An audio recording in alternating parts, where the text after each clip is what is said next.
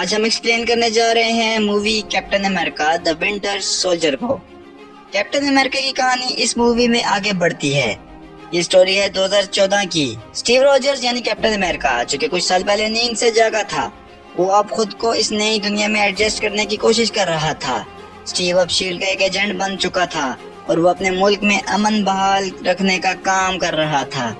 دوسری طرف شیلڈ کے لوگ نیو یارک کے حملے کے بعد سے اپنی سیکیورٹی سسٹم کو بہتر بنانے میں لگے ہوئے تھے، اسی لیے انہوں نے پروجیکٹ انسائٹ سٹارٹ کیا۔ اس پروجیکٹ میں 3 بڑے ہیلی کیریئرز کو جو کہ ویپن سے بھرے ہوئے تھے آسمان میں رکھا جانے والا تھا، اور یہ ہیلی کیریئرز ایک خاص سیٹلائٹ کی ہیلپ سے ٹیررسٹ کو نشانہ بنانے والے تھے تاکہ مصیبت آنے سے پہلے ہی اسے ٹالا جا سکے۔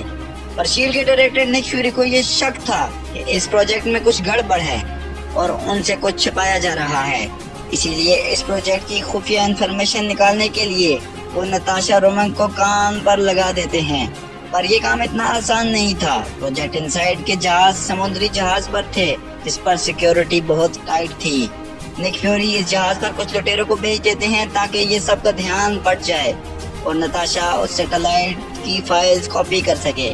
پھر جب شیلڈ کے باقی لوگوں کو جب یہ پتہ چلتا ہے کہ جہاز پر لٹیروں نے حملہ کر دیا ہے تو وہاں کیپٹن امریکہ اور شیلڈ کے کچھ لوگوں کو بھیجا جاتا ہے۔ پر بلیک وڈو کے علاوہ کسی کو معلوم نہیں تھا کہ نک فیوری نے لٹیروں کو اس جہاز پر بھیجا ہوا ہے۔ پھر کیپٹن اور باقی شیلڈ کے لوگ جہاز پر لٹیروں سے لڑتے ہیں اور اتنے میں نتاشا وہ فائلز کاپی کر لیتی ہے۔ بعد میں نک فیوری ان فائلز کو اوپن کرنے کی کوشش کرتے ہیں تو وہ فائلز اوپن نہیں ہوتی۔ اب نک فیوری کا شک اور بھی بڑھ جاتا ہے۔ وہ senior officer of SHIELD Alexander Pierce کے پاس جاتے ہیں اور وہ ان سے پروجیکٹ انسائٹ کو ڈیلے کرنے کا بولتے ہیں۔ پھر جب نک شیلڈ کے ہیڈ کوارٹر سے باہر نکلتے ہیں تو راستے میں بہت سارے غنڈے ان پر حملہ کر دیتے ہیں جو کہ پولیس کی بھیس میں تھے۔ نک فیوری وہاں تھوڑے زخمی ہوتے ہیں لیکن وہ غنڈوں کو سنبھال لیتے ہیں۔ پھر وہاں ونٹر سولجر نام کا ایک ہتھیار آتا ہے جو بم سے ان کی کار کو اڑا دیتا ہے، لیکن نک فیوری کار کے نیچے سے سرنگ بنا کر وہاں سے نکل جاتے ہیں۔ وہ سمجھ جاتے ہیں کہ اس کے پیچھے شیلڈ کا ہاتھ ہے۔ اب نک فیوری یہاں سے سٹیو کے گھر جاتے ہیں۔ وہاں سٹیو کو بتاتے ہیں کہ شیلڈ اب ایک بری بن گئی ہے، لیکن اچانک وہاں ونٹر سولجر آ کر نک کو گولی مار دیتا ہے۔ نک فیوری بے ہوش ہونے سے پہلے سٹیو کو وہ پین ڈرائیو دے دیتے ہیں جس میں پروجیکٹ انسائٹ کی فائلز تھیں۔ پھر سٹیو اس ونٹر سولجر کا پیچھا کرتا ہے پر وہ بھاگ جاتا ہے۔ اب نک فیوری کو ہاسپٹل لے جایا جاتا ہے اور وہ وہاں دم توڑ دیتے ہیں۔ پھر الیگزینڈر پیئرز شیلڈ کے سینئر آفیسر سٹیو کو آفس بلاتے ہیں یہ پوچھنے کے لیے کہ نک فیوری اس کے گھر میں کیا کر رہے تھے، لیکن سٹیو اسے کچھ بھی نہیں بتاتا۔ اب پیئرز سمجھ جاتا ہے کہ نک فیوری نے ضرور سٹیو کو کچھ بتایا ہوا ہے، اس لیے وہ اسے مارنے کے لیے شیلڈ کے کئی ایجنٹس کو اس کے پیچھے بھیج دیتا ہے، لیکن وہ ان سب سے نپٹ کر وہاں سے بھاگ جاتا ہے۔ اور تب شیلڈ والے کیپٹن امریکہ کو ایک بھاگا ہوا آدمی کہہ کر اسے مارنے کے پیچھے پڑ جاتے ہیں۔ پھر سٹیو نتاشا سے ملتا ہے اور اسے پوچھتا ہے کہ نک فیوری نے اسے اس جہاز پر کیوں بھیجا تھا اور اس پین ڈرائیو میں کیا تھا، پر نتاشا کو بھی اس کا کچھ علم نہیں تھا، اسی لیے وہ سٹیو کے ساتھ مل کر اس پین ڈرائیو کو چیک کرتی ہے۔ اس پین ڈرائیو میں ایک پروگرام تھا جس نے نتاشا اوپن نہیں کر پا رہی تھی، پر اسے پتہ چل جاتا ہے کہ یہ پروگرام کہاں بنا تھا۔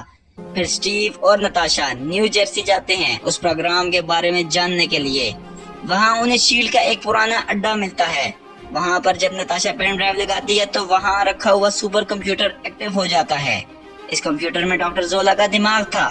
ڈاکٹر زولا جو کہ ہائیڈرا کا ایک سائنٹسٹ تھا جو کہ ریڈ اسکل کے لیے کام کیا کرتا تھا، وہ نتاشا کو بتاتا ہے کہ ریڈ اسکل کے جانے کے بعد شیلڈ والوں نے اسے جیل سے نکال کر اپنے ہاں کام پر رکھ لیا تھا، اور ڈاکٹر زولا اب بھی ہائیڈرا کا لویل تھا، اسی لیے اس نے شیلڈ میں رہتے ہوئے نئے ہائیڈرا کی شروعات کر لی اور کئی لوگوں کو اپنا ساتھ ملا دیا۔ وہ لوگ نوکری تو شیلڈ کے لیے کیا کرتے تھے لیکن پرپس ہائیڈرا کا پورا کیا کرتے تھے۔ پھر بعد میں جب زولا مرا تو ہائیڈرا والوں نے اس کے دماغ کو آرٹیفیشل انٹیلیجنس کے روپ میں بچا کر رکھ لیا کیونکہ زولا بہت ہوشیار تھا اور ہائیڈرا کو اس کی ضرورت تھی۔ جب ریڈ اسکل زندہ تھا تب ہائیڈرا والوں نے زبردستی لوگوں پر حکومت کرنا چاہی تھی اور وہ وہاں سے ہار گئے تھے، لیکن ریڈ اسکل کے جانے کے بعد ہائیڈرا نے اپنا طریقہ بدل دیا اور اب انہوں نے ایسے حالات پیدا کیے جس سے لوگ اپنی مرضی سے ان کے غلام بنے اور جو بھی ان کے راستے میں آتا وہ اسے مار دیتے۔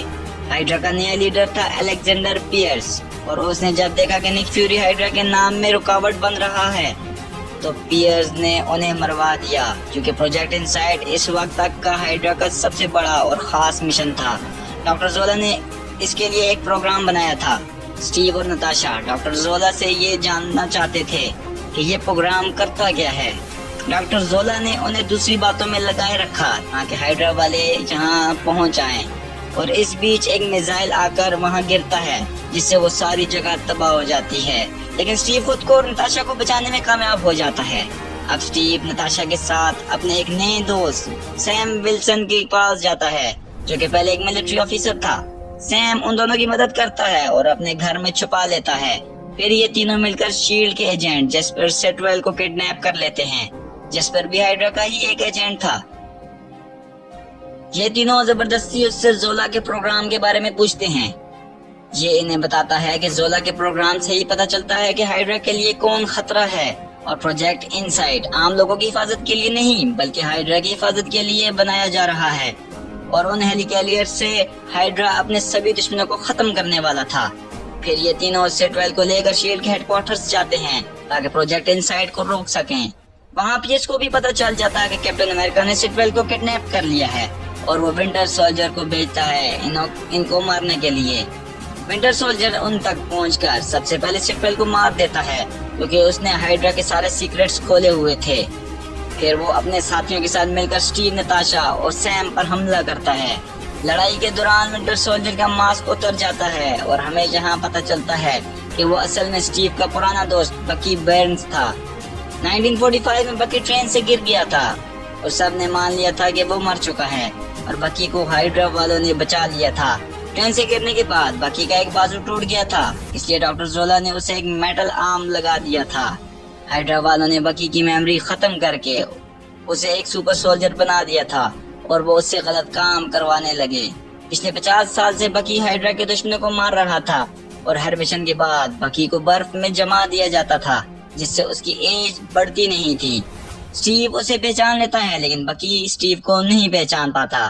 फिर हाइड्रा के एजेंट्स आकर स्टीव और उसके साथियों को पकड़ लेते हैं और उन्हें मारने के लिए एक दूसरी साइड जगह पर लेकर जाते हैं।